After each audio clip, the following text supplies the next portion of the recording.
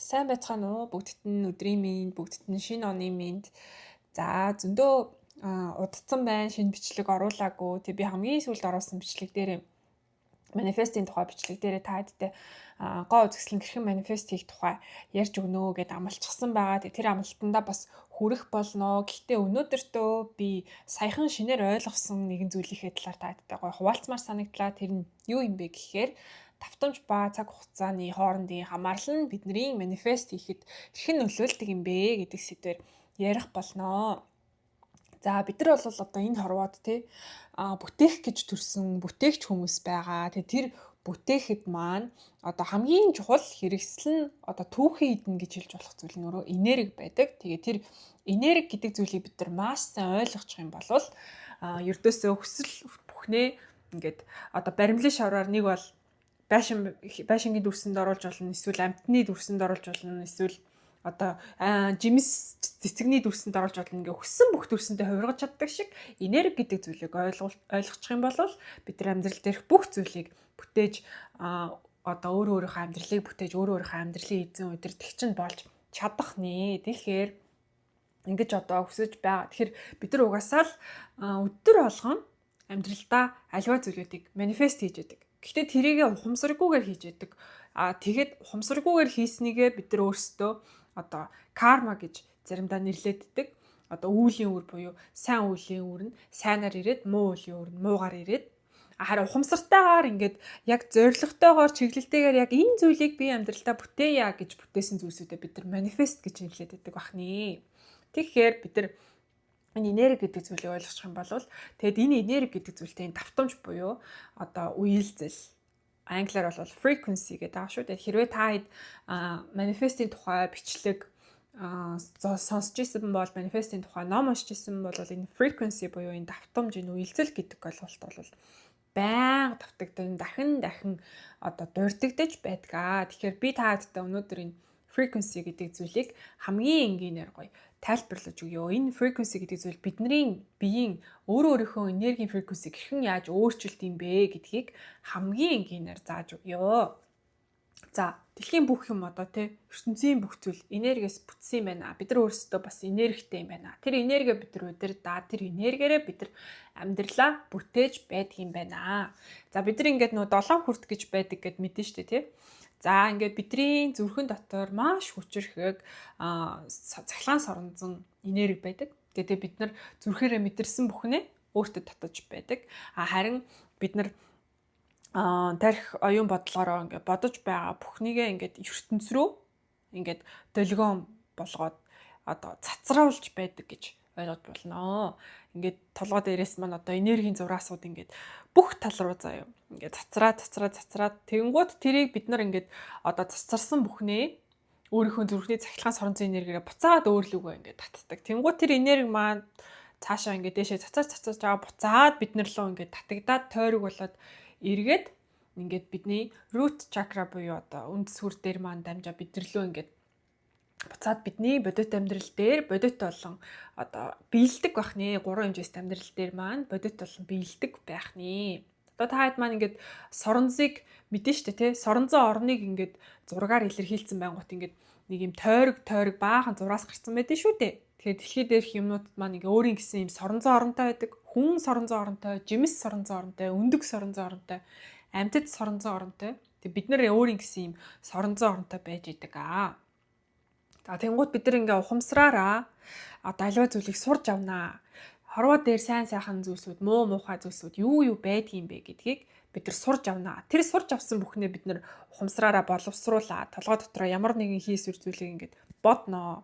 Тэнгуут тэр бодол маань ингээд бидний аливаа зүйл амьдрал дээр мэдэрч байгаа одоо мэдрэмжүүдэд нөлөөлнө. За бид нар ингээд сайхан юм бодлоо. Гэхдээ бидний одоо зүрхний соронзон татах хүч маань зөвхөн мэдэрч байгаа зүйлсээ татдаг учраас сайхан юм бодоод байнгут тэр бодол маань цацраад ингээд цаашаа яваад өгнө. Харин зүрхэнд маань ингээд одоо айдас түгшүүр гэх мэт юм хүнд одоо хэцүү доод давтамжийн одоо мэдрэмж байгаад ах юм бол бид нар яг тэр доод давтамжийн зүйлсүүдээ ингээд өөртөө татчихдаг байна.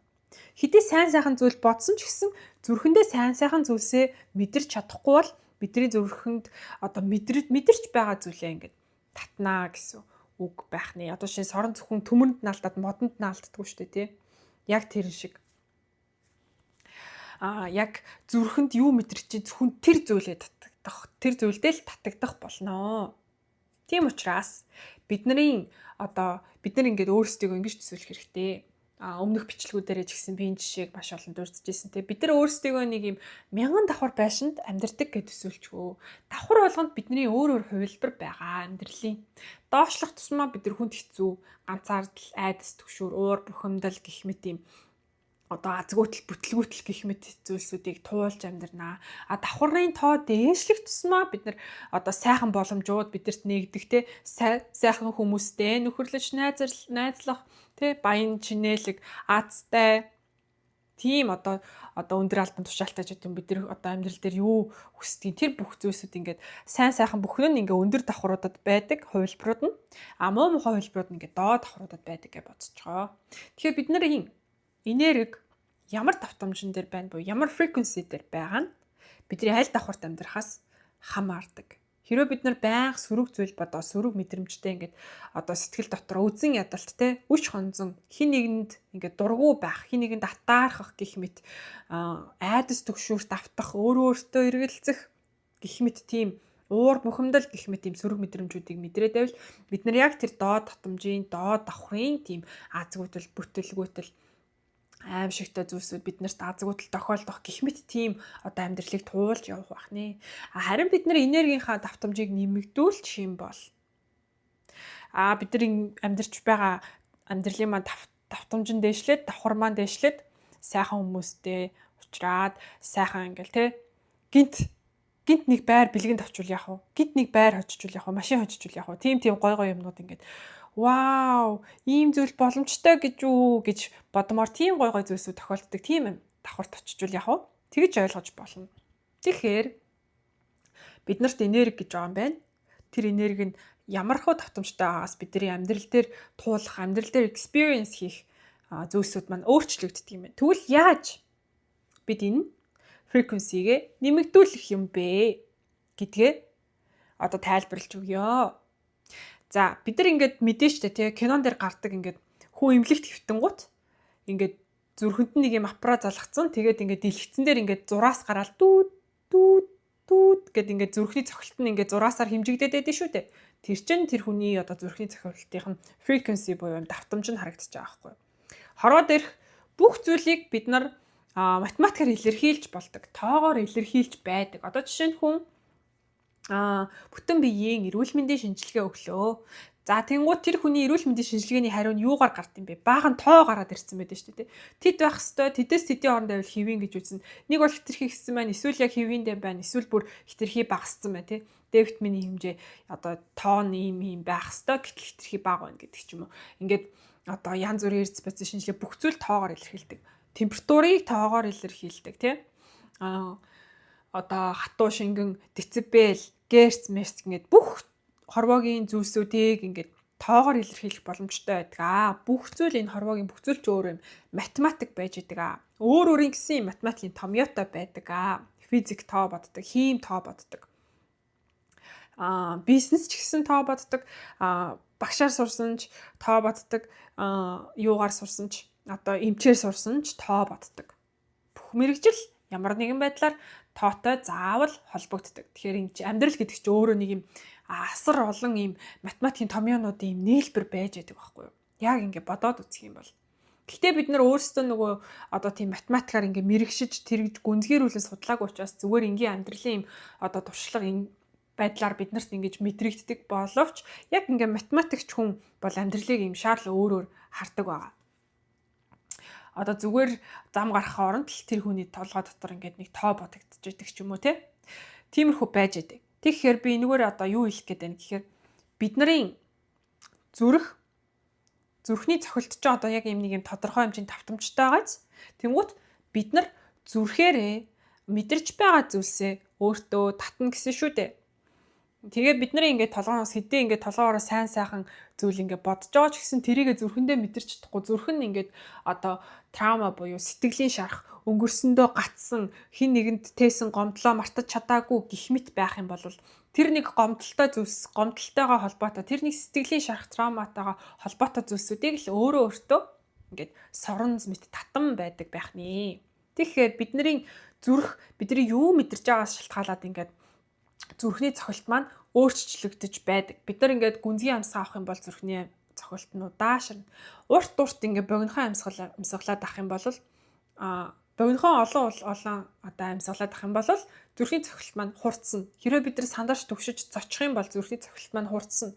Хэрвээ бид нар тайван ингээд нойр хүрээд нозоороод байж ах юм бол зүрхний цохилт удаашрна. Тэгэхээр бидний мэдэрч байгаа зүйлс нь өөрөө ингээд зүрхний цохилтыг маань өөрчилж байдаг. Тэр нь зүрхний цохилт нь өөрөө бидний цахилгаан соронзын энерги давтамжийг өөрчилж идэг байна. Бидний frequency-г бидний зүрхний цохилт өөрчилж идэг. Бидний зүрхний цохилтыг бидний мэдрэмж өөрчилж идэг.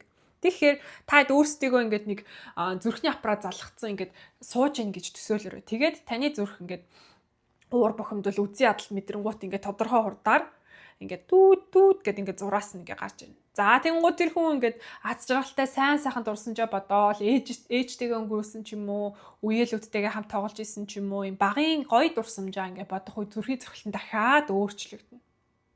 Яг тэр шиг таны зүрхний цохилт чинь таны frequency-г ингээд одоо таны энергийн давтамжийг шийдэж идэг байна. Тэгэхээр бид нар ингээд зүрхэндээ аль болох сайн сайхан зүйлийг ингэж мэдэрч явж сурах нь их чухал байдаг байна. Яа тэгэл бидний одоо даалт ухамсар буюу бие маань ингээд бидний ингээд төсөөлж байгаа зүйл болно.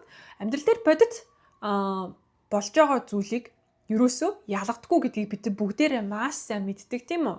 Тэгвэл бид нар өөрсдөө бүр оюун санаагаараа ингээд одоо цаг хугацаагаар аялдаг гэсэн үг. Хэрвээ та ингээд байнга өнгөрсөн үеийнхээ одоо сэтгэлийн шарахтай одоо X-ийг тий намайг гомдож хайсан X-ийг эсвэл аав маань ээж маань намайг баг байхад ингэж амар заддаг байсан, ингэж муухай үг хэлдэг байсан, ийм муухай надад ханддаг байсан. Эсвэл одоо бага ангийн тэр нэг одоо сургуулийн хүүхэд намайг тэгж дээрлэгдэг байсан. Эсвэл би одоо тэгж ингэж азгуутаж билээ гэх мэт ингээд хэцүү дурсамжуудаа ингээд санаалзан бодож тэр дурсамжууд өнгөрсний одоо муу мухай дурсамжууд одоо таны толгойд дахин эргэлддэг бол таны даалт ухамсар тэдгээр үйл явдлууд надад өдөр болгон дахин давтагдан тохиолдсоор л байна гэж итгэх болно. Тэгээд өөрийгөө хамгаалахын тулд тэдгээр үйл явдал тэдгээр дурсамжинд байгаа хүмүүсээс өөрийгөө хамгаалахын тулд кортизол, адреналин гэх мэт ийм одоо ийм сөрөг гэх нь одоо хаашаа тийм сөрөг мэдрэмжүүдийг төрүүлдэг дааврыг биенээс ялгаруулж идэг. Тэгээд тэр нь ингээ байнга давтагдах тусмаа хүний бие одоо тэр ийм байнгын ийм сонор сэрэмжтэй болгоомжлох тийм одоо стейт дээр тийм нөхцөл байдалд удаан байх юм бол маш их стресстэж ядардаг учраас ингээд юу яадаг бахан биесээ ингээд өрөвсөл ялгаруулад тэр өрөвсөл нь өвчин болоод тэгээд бүр одоо том болсон хөшөрсөн тэрийг ийм одоо эдгээхгүй сэтгэлийн шархаа эдгээхгүй яваад байвал хор тавдар мавдар бүр амар юм болдог байх нэ. Тийм болохоор бүх зүйл ингээд бидний одоо зүрхэндээ мэдэрч байгаа зүйлсээс шууд хамааралтай. Хэрвээ та frequency-гээ дээшлүүлье гэж бодож байвал хэрвээ таны frequency дээшлэх юм бол таны амьдрч буй одоо амьдралын ингээд давхарчин дээшлээд танд илүү их одоо азтай учрлууд сайн сайхан боломжууд ингэж нээгдэх. Гэнт хин нэгэн танд маш гоё ажлын санал тавих. Гэнт хин нэгэн танд маш одоо гоё бэлэг өгөх гэх мэт. Тийм одоо бүр ингээ байр бэлгэнд авах тийм тохиолдол хүртэл байна шүү дээ амьдрал дээр. Тэр бол бүр маш гоё боломжтой. Машин бэлгэнд авах тохиолдол байна шүү дээ. Би одоо жишээ нь бүр ингээд үнгүү хурмаа хийцэн байгаа байхгүй юу? Манифест хийгээд. Тийм гоё тохиолдлууд байна. Монгол явмаар байна гэж бодсон чинь Монгол явах боломж ингээ цаанаасаа гинт гараад ирэх ч юм уу. Тиймэрхүү ингээ тохиолдлууд бас зөндөө байна. Маш гоё үлгэрийн тэгээд одоо амьдрал гэдэг чинь ямар гоё юм бэ? Хүний хүсэл ингэж гоё биелдэг боломжтой гэжүүдэгээд ингээд баярлаж талархаж бүр гайхан биширмээр тийм тохиолдлууд амьдрал дээр маш олон тохиолддог. Тэрдгээр тохиолдлууд бол одоо тэр хүн маань одоо frequency буюу үйлдэлэн дэвшилсэн 300 дугаар давхар 400 500 700 дугаар давхарлуу ингээд яваад ах боломжтой байх нэ. Ер нь бол ингээд те бүр мянгаарч хязгаарлагдахгүй амьдралд бүр ингээ сайн сайхан учрал тохиолдож болох зүйлс бүр хязгааргүй их байдаг. Жишээг нь хэлэх юм бол одоо би тэр нөгөө гоо згслэнг манифест хийж болох уу гэд нэг бичлэг хийх гээд байгаа шүү дээ.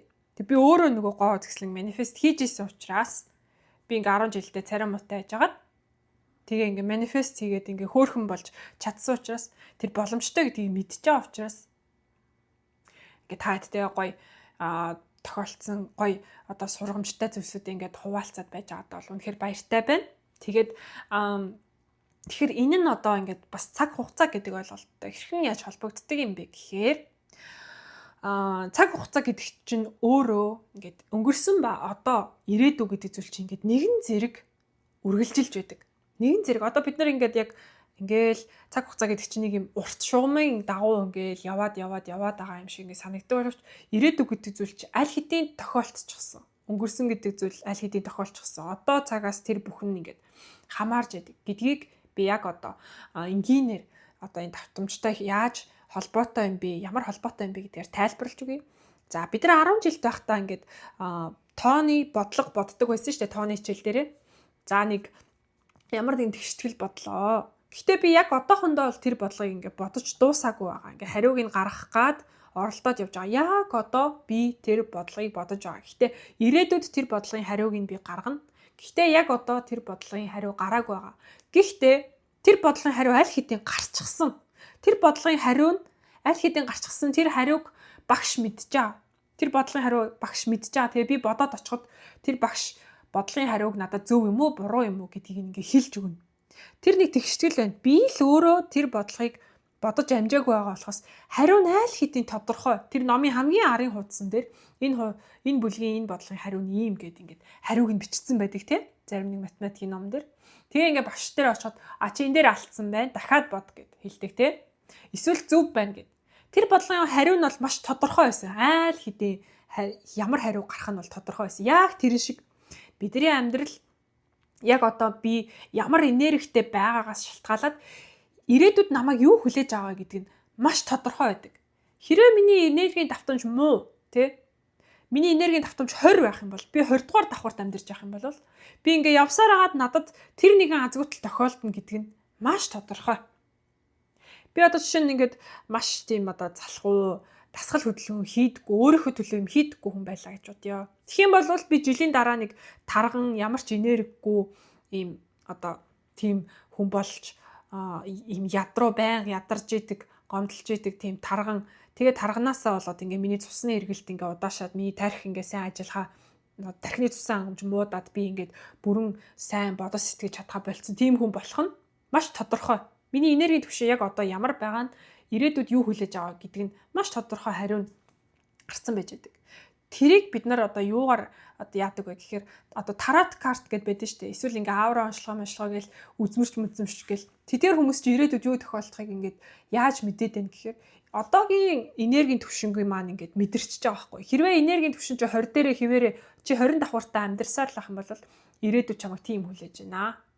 Харин чи энергийн түвшинөө ингээд дээшлүүлээд одоо чи тэр 100 200 дугаар давхарт амьдрах юм бол чиний амьдрал ингэж өөрчлөгдөх юм байна гэд. Тэгэхээр хорвоо дээрх бүх зүйл ингээд математик байт юм чи хэрвээ x дээр нэмэх нь 5 тэнцүү гэдэг тооны x дээр нь 20 гэдэг та утга оруулах юм бол тэнцүү 25 дугаар давхарт би амьдрах юм байна. Эсвэл тэр x-ийн орондоо 100 гэд би маш хичээсээр хагаад энергийн мэдрэмжээ ингээд ажилласаар хагаад би тэр x-ийн утгын оронд 100 гэдэг та оруулах юм бол x дээр нэмэх нь 5 100 дээр нэмэх нь 5 тэнцүү 105 гэ би бүр дээшлээ 105 дугаар давхарт амьдрах нь шүү дээ. Тэгэхээр бид нар өөр амьдрал дээр ингээд өөр ингэсэн зоригтой, өөр ингэсэн утга учиртай төрж байгаа. Өөр ингэсэн юм бодлогын хариуг олохын тулд төрж байгаа. Бид бүгдээрээ өөр томьёотой.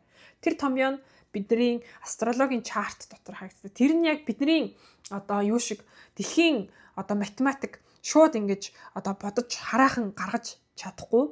Гэхдээ бүр ингээд дээд хэмжээстийн тий 6 7 8 дахь хэмжээстийн ухамсарт биетүүд ухамсарт хүмүүс байх юм бол тэр одоо бодлогыг ингээд хариуг нь гаргаад өгч чадна. Тэнгуут ингээд бид маш өндөр мэдрэмжтэй хүмүүс ч одоо тийм 7 дахь хэмжээстэй 8 дахь хэмжээстэй ингээд өөрийнхөө ухамсарын түвшнэр холбогдоод тэдгээрээс ингээд одоо ирээдүйд юу тохиолдох тухай ингээд мэдээллийг хүлээж авдаг тийм хүмүүс байдаг бахны. Тэгэхээр хэрвээ та хэд маань энэ одоо 3 4 5 6 7 гэд олон хэмжээс ертөнцийн тухай илүү дэлгэрэнгүй мэдхийг хүсэж байвал би та хэдэд энэ 0-13 хэмжээс ертөнцийн тухай тайлбарласан юм 2 part бичлэг байгаа description хэсэгт оруулчих. Тэр бичлэгийг сонсоорой. Тийм байна. Тийм учраас бид нар одоо ямар үйлдэл дээр байгаагаасаа хамаарат ирээдүйд юу хүлээж ийн гэдгийг айл хэдийн тодорхой болцсон байдаг байх нь шүү. Тэгэхээр бид нар яг одоо цагтаа ингээд тухайн манифест хийхийг хүсэж байгаа зүйл маань яг биелчихсэн гэдэгт итгээд тэгээд тэр зүйлээ зүрхэндээ мэдрэх ёстой гэдэг нь ийм одоо утга учиртай байх нь шүү. Тэр зүйлээ зүрхэндээ мэдэрч чадвал бидний одоо цахилгаан сорон зүйн тэр одоо frequency буюу давтамж маань нэмэгдээд тэгээ бид нар тэр мэдэрч байгаа зүйлээ сорнос мэт ингээ өөртөө татчихдаг учраас миний манифест хийж одоо хүсэж байгаа зүйл бодит болон биелэх нь ертөнцийн хууль хорвоогийн зам байдаг байх нэ. Тэгэхээр цаг хугацаа гэдэг зүйл ерөөсөө байхгүй. Та яг одоо юу хийж байна? Та яг одоо хүсэж байгаа манифест хийхийг хүсэж байгаа зүйлээ зүрхэндээ мэдэрч чадчихэв үү? Та яг одоо манифест хийхийг хүсэж байгаа зүйлдээ цаг хугацаа, энерги зориулж байна уу? Та яг одоо манифест хийхийг хүсэж байгаа зүйлийнхээ талаар бодож, судалж, суралцаж байна уу? Хэрвээ та нар ямар нэгэн зүйлийг манифест хийхийг хүсэж байвал тэр зүйлээ хайрл. Одоо жишээлх юм бол бид нар ингээд нэг 10 жил байхдаа нэг краштай болцсон. Тэгэл тэр хүнийхээ зургийг хараад, тэр хүнийгээ бодоол, тэр хүнийхээ тухай ингээд одоо уншиж судлаал те. Celebrity crush гэж байх юм бол одоо бүр хэдэн сарын хэдэн төрсөн, ямар сургууль төгссөн, аав ээж нь хин гэдэг, юуны ордын ингээд бүгдийг ингээд судалдаг шиг.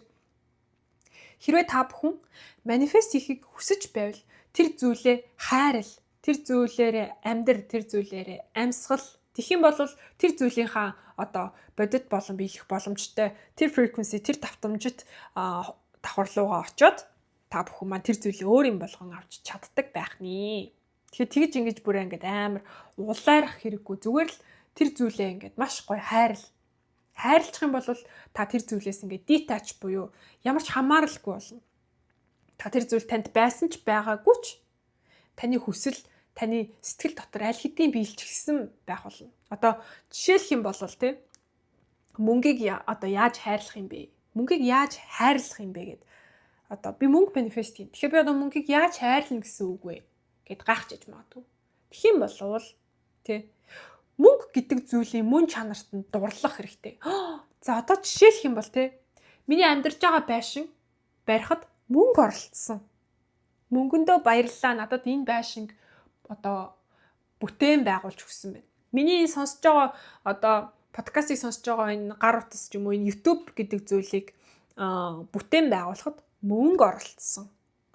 Намайг одоо төрүүлэхэд ээж маань ингээ янз бүрийн амин витамин, памперс зөндөө юм авсан. Тэр бүхнийг авахын тулд мөнгө оролцсон. Мөнгө миний амьдралд ингээд маш олон сайн сайхан зүйлийг бүтээж өгчээ. Мөнгө хорвоогийн бүх зүйлд оролцжээ. Миний энэ одоо ширээ, миний энэ алхаж байгаа зам бүх зүйлийг бүтээхэд мөнгө оролцдог юм байна. Тэгэхээр би мөнгөд маш их талархаж байна гэдэг ингээд. Чи надтай байсан ч байгаагүй ч ийм их зүйлийг бүтээн байгуулах чадвартай чинь би талархаж байна гэж мөнгийг хайрладаг байх нэ. За ингээд та хэдэд маань өөр асуулт байх юм бол комент хэсэгт үлдээгээрэй. Юу манифест хий гэж бодож гин, ямар нэгэн зүйлийг манифест хийхэд зөвлөгөө хамаар ах юм бол комент хэсэгт үлдээгээрэй. Тэгээд дараагийн бичлэгээр уулзтлаа. Баяртай.